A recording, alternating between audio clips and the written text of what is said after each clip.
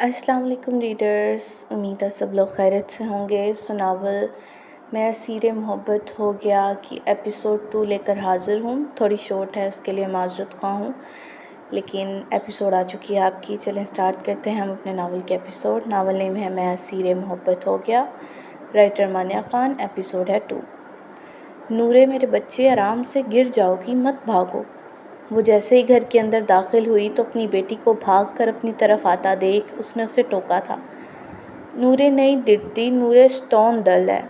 नूरे नहीं गिरती, नूरे strong girl है। उसकी बेटी ने उसके पास पहुंच उसकी टांगों से चिपक कर कहा, अच्छा जी, तो मेरी नूरे इतनी स्ट्रॉन्ग क्यों है? उसने नूरे को गोद में उठाकर उसके गाल पर प्यार करने के साथ उससे गुदगुदी करते पूछा तो नूरे की खिलखिलाहट अरूज पर पहुंची थी। हा, नहीं तरो मम्मा, मुझे तंग नहीं तरो। नहीं करो मम्मा, मुझे तंग नहीं करो। नूरे ने उसके बाजू खुद से दूर करते खिलखिलाते हुए कहा तो वो उसकी हंसी पर कुर्बान होती उसे अपने सीने में भेज गई थी। अच्छा चलो ये बताओ, सुजैन आंटी कहाँ हैं? वो उसे अंदर लेकर बढ़ती पूछने लगी। उनकी नींद ही पूरी नहीं होती, तो रही हैं कमरे में। उनकी नींद ही पूरी नहीं होती, सो रही हैं कमरे में। नूरे ने मुंह बिगाड़ते कहा तो हुमैरा ने उसके मुंह के जावियों को देख मुश्किल से हंसी छुपाई थी। बुरी बात बच्चे, मासी है वो तुम्हारी, हुमैरा ने मसनूई घूरते कहा तो नूरे ने नाक चढ़ाते उसकी गर्दन में मुंह छुपा लिया। कब आ रही हो तुम इटली? मुझसे और वेट नहीं हो रहा तुम्हारा, प्लीज़ जल्दी आ जाओ ना। वो फ़ोन पर किसी से महवे गुफ्तगू था। गज़ीन आप भी ना, बताया तो है इस्मा आ जाऊंगी, क्योंकि मेरा केस कंप्लीट हो चुका है और नेक्स्ट मुझे आपके साथ ही मिला है केस। आपसे ज़्यादा मुझे जल्दी है इटली आने की, क्योंकि इस केस को पूरा करने के बाद मैं मेजर बन जाऊंगी, जो मेरा बहुत बड़ा ख्वाब है। दूसरी तरफ से मौजूद लड़की के जवाब पर गज़ीन के चेहरे पर मुस्कुराहट बिखरी थी। मेजर बनने का शौक़ है तो मिसेस मेजर बन जाओ ना। 2 साल हो गए हैं हमारी मंगनी को और 4 साल हमारे रिलेशन को। आखिर कब इंतज़ार ख़त्म करोगी मेरा? गज़ीन ने शरारती अंदाज में कहते आखिर में लहजा लाचारी भरा किया था, जिससे दूसरी जानिब मौजूद लड़की ने कहकहा लगाया था। हा गज़ीन, सब्र कर लें, बस इंशाल्लाह इस साल आपके नाम हो जाऊंगी, मगर मुझे मिसेस मेजर बनने से ज़्यादा मिस मेजर बनने का शौक़ है। ये मेरा ख्वाब है और ये ख्वाब मेरी ज़िंदगी। उस लड़की ने लहजे में मोहब्बत समोए कहा। अच्छा मेरी जान, ठीक है, पर जल्दी आ जाओ, क्योंकि हमारा केस बहुत मुश्किल है इस बार। बारान ख़ान कोई छोटी मछली नहीं, बल्कि एक शार्क है जिसे हाथ डालना बहुत मुश्किल है।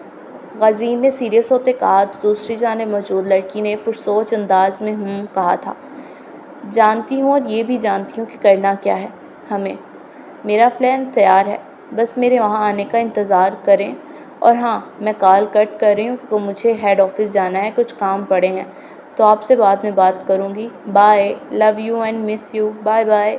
वो एक ही सांस में बोलती कॉल कट कर चुकी थी, जबकि गज़ीन बस हेलो हेलो करता रह गया था और फिर फ़ोन की बंद स्क्रीन को देख मुस्कुरा पड़ा। वो गज़ीन असद था, इंटेलिजेंस एजेंसी का होनहार मेजर। उसने आज तक अपना एक भी केस अधूरा नहीं छोड़ा था, चाहे जितना भी मुश्किल केस होता वो उसे ख़त्म करके छोड़ता था। और इस बार उसका हदफ बारान ख़ान था, जिसके केस के पीछे वो ख़वार हो गया था, मगर उसे कोई भी सबूत नहीं मिल रहा था उसके ख़िलाफ़। फिर भी वो हार मानने वालों में से नहीं था, क्योंकि अब ये केस उसकी ज़िद बन चुका था। पर वो अभी बारान ख़ान को जानता नहीं था अच्छे से कि वो नाम किस बला का है। वो इटालियन माफिया का सफाक दरिंदा था।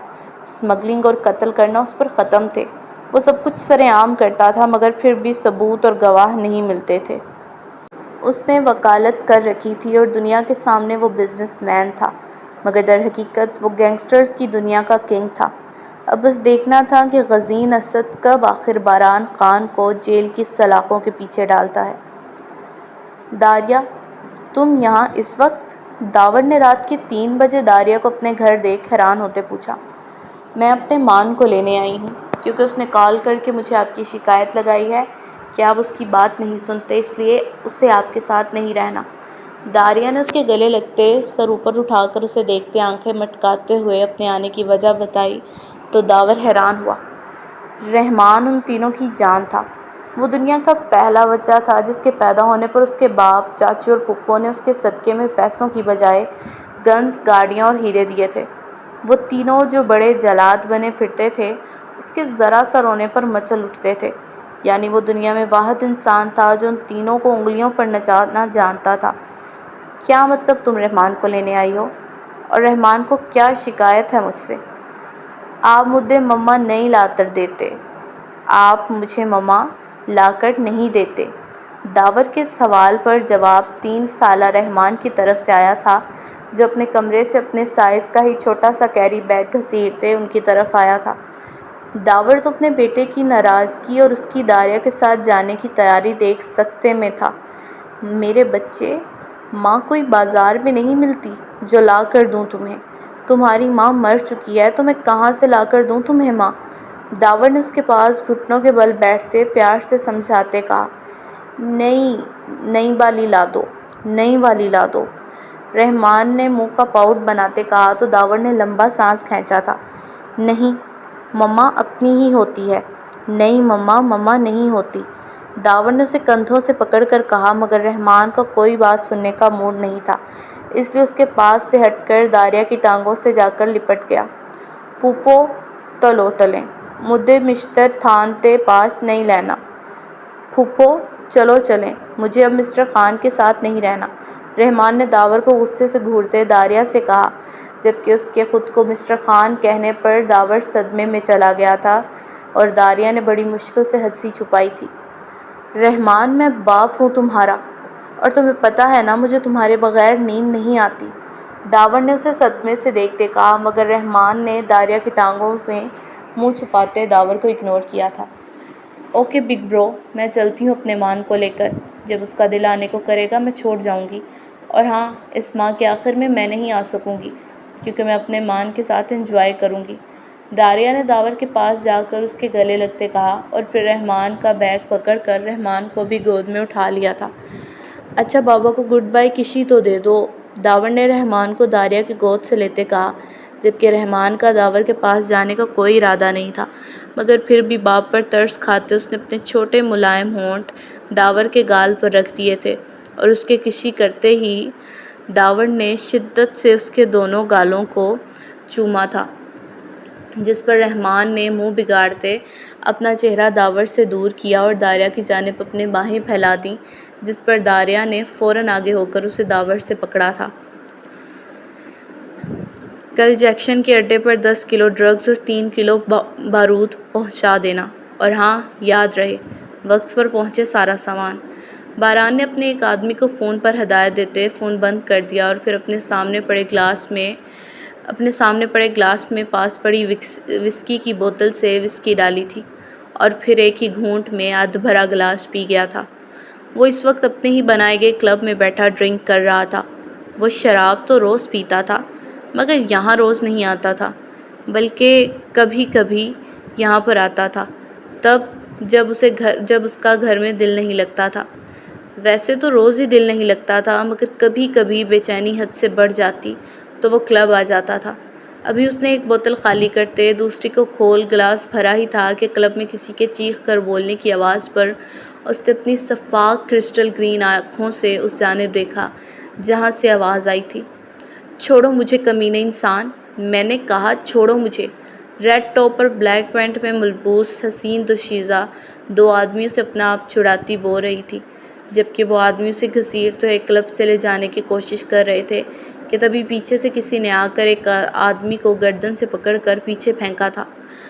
وہ آدمی اپنا بازو مسلتا پیچھے پھینکنے والے سے لڑنے کے لیے کھڑا ہوا، مگر باران خان کو دیکھ اس کی ٹانگیں کانپ گئی تھیں۔